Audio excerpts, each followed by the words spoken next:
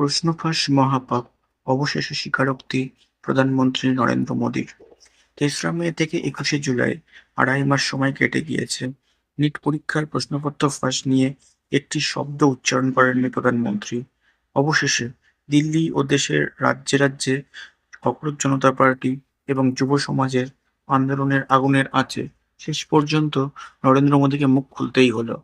মঙ্গলবার সংসদ ভবনে এনডিএ জোটের সংসদীয় দলের বৈঠকে তার স্বীকারোক্তি, নিটের প্রশ্নপত্র ফাঁস মহাপাপ। জানিয়ে দিলেন, দোষীদের দৃষ্টান্তমূলক শাস্তি দিতে হবে।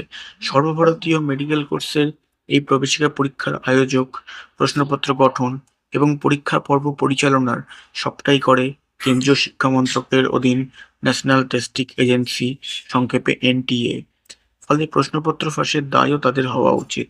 কিন্তু মোদী মনে করেন না যে সব দায় কেন্দ্রের। তিনি এদিন এমপিদের বলেছেন, কেন্দ্র রাজ্য সকলের সমান দায়। প্রশ্নপত্র ফাঁস না হতে দেওয়া একটি জাতীয় দায়িত্ব। প্রধানমন্ত্রীর অভিমত, এই ইস্যুতে যুব সমাজকে বিভ্রান্ত করা হচ্ছে। তাদেরকে বোঝাতে হবে, সঠিক পথে নিয়ে আসা দরকার। যদিও কোনটা সঠিক পথ সেই বিষয়ে বিস্তারিত দিশা প্রদর্শন করেননি তিনি। শুধু বার্তা দিয়েছেন যে ১৩ জনকে গ্রেপ্তার করা হয়েছে, কড়াকড়ি করা হচ্ছে আগামী দিনে ইত্যাদি। অর্থাৎ মোদির দাবি, সরকার সব ব্যবস্থাই নিয়েছে।